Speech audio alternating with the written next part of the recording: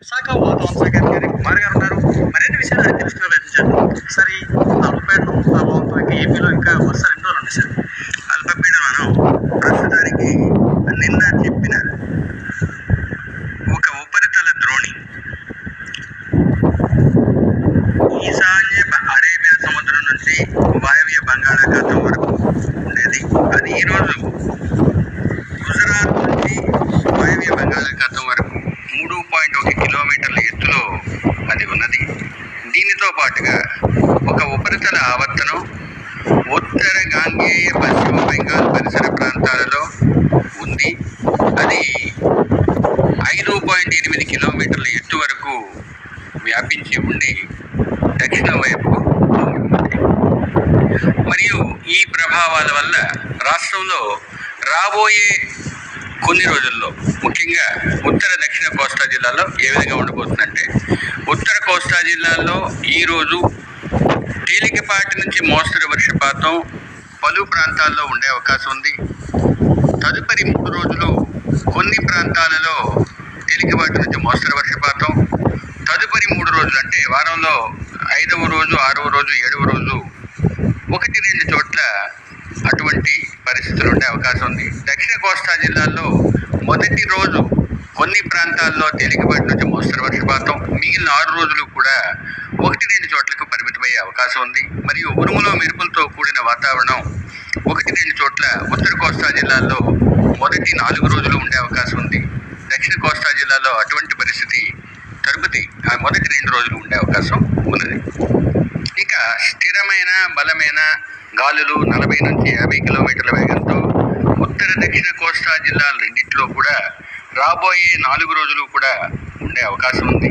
మరియు ఉత్తర కోస్తా జిల్లా తీరం వెంబడి, ఉత్తర కోస్తాలోని జిల్లాల తీరం వెంబడి ఉన్న ఈదురుగాలులు ముఖ్యంగా 40 నుంచి 50 కిలోమీటర్ల వేగంతో, గరిష్టంగా 60 కిలోమీటర్ల వేగంతో వీచే అవకాశం ఉంది ఈరోజు రేపు కూడా.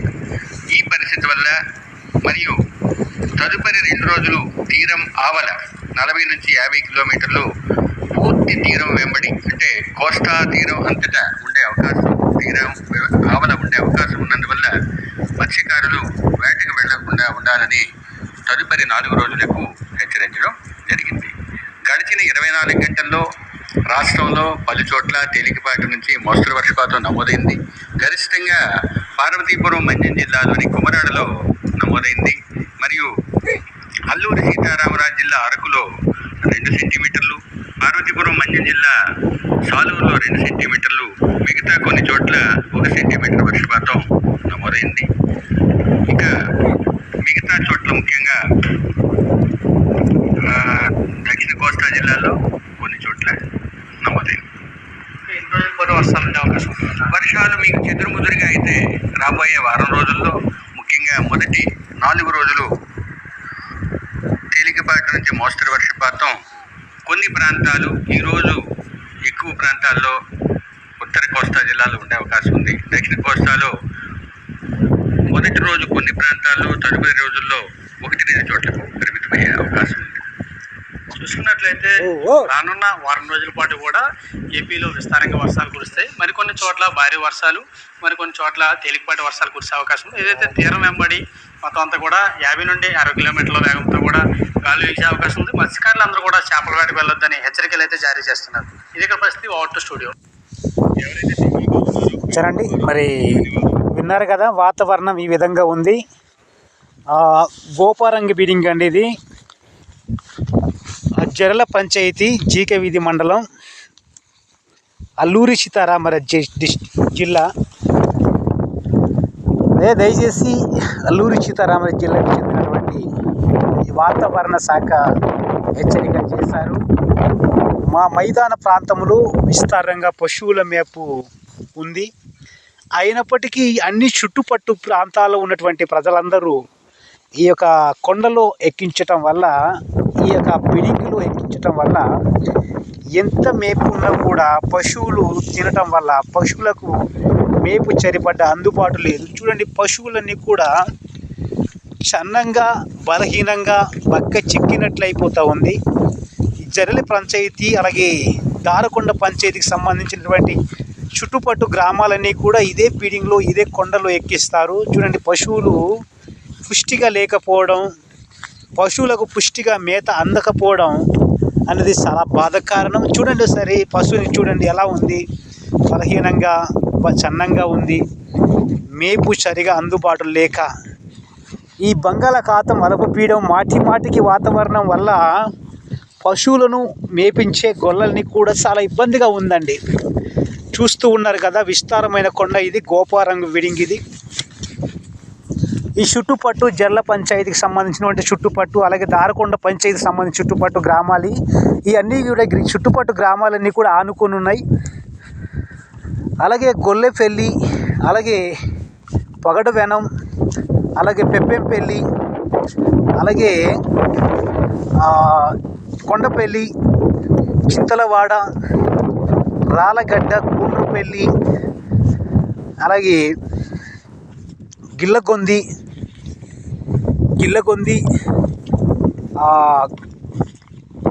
తిరిగల మామిడి, బొడ్డలగొంది, పెద్దురుగొంది, అలాగే కన్నెరి శిల్ప, అషంపల్లి, అలాగే గడ్డి మామిడి, గుంకిరాయి, అలాగే పెద్ద ఒడ్డు, అలాగే జొలగూడ, ఒరిస్సా. ఈ చుట్టుపట్టు గ్రామాలన్నీ కొండపైన ఆనుకొని ఉన్నాయి. విస్తారమైన పశువుల మందలు ఈ కొండపైన రావటం వల్ల, అలాగే పశువులకును, మేకలకును, గొర్రెలకును ప్రకృతి అది పచ్చటి యొక్క గడ్డి అందుబాటులో లేకపోవటం వల్ల పశువులన్నీ కూడా చాలా సన్నంగా, చాలా బలహీనంగా ఉంటున్నాయి. కొండ విస్తారమైన కొండలు, ఇది బంగాళాఖాతం వల్ల కొండలన్నీ మనుషులతో నిండిపోతాయి. ఈరోజు కొంచెం వాతావరణం తక్కువ ఉండడం వల్ల ఈరోజు ఇలా ఉంది. మళ్ళీ బంగాళాఖాతం అల్పపీడనం ఉందని మరి వాతావరణ శాఖ వారు చెప్పడం అనేది జరిగింది. కాబట్టి దీనికి వెంటనే గవర్నమెంట్ స్పందించి, మరి రాష్ట్ర ప్రభుత్వం సూపర్ 6 పథకాల్లో ఇది ఒక పథకంగా, పశువుల మేపును కూడా ఒక పథకంగా తీసుకొని ఈ సూపర్ 6 పథకాల్లాగా మరి పశువులకు కూడా మేత ఏర్పాటు చేయాలని చుట్టుపట్టు గ్రామ ప్రజలు కోరడమైనది. అలాగే జర్ల పంచాయతీ, అమ్మవారి దారకొండ పంచాయతీ, అలాగే ఒరిస్సా, అలాగే బలపం పంచాయతీ, ఒరిస్సా, ఈ చుట్టుపట్టు గ్రామ ప్రజలందరూ కూడా ఈ పశువుల మేపును ఈ సూపర్ 6 పథకాల్లో ఒక పథకంగా ఎంపిక చేసి పశువులకు మేత ఏర్పాట్లు చేయాలని మరి గవర్నమెంట్కి కోరడమైనది. వెంటనే దీని గవర్నమెంట్ స్పందించి పశువులను మేపు ఏర్పాట్లు చేయాలని కోరడమైనది. ఇట్లు గ్రామ ప్రజలు, అలాగే అమ్మవారి దారకొండ పంచాయతీ ప్రజలు, అలాగే జర్ల పంచాయతీ ప్రజలు, అలాగే బలపం పంచాయతీ ప్రజలు, అలాగే ఒరిస్సాలో కూడా ఉన్నటువంటి ప్రజలందరూ కూడా ఈ ఒకే కొండ పైన ఆనుకొని ఉండటం, పశువులకు మేత సరిపోవటం లేదని మరి బాధను వ్యక్తం చేస్తూ ఉన్నాం. ఇట్లు చుట్టుపట్టు గ్రామ ప్రజలు, జర్ల పంచాయతీ, జీకవేది మండలం, అల్లూరి డిస్ట్రిక్ట్.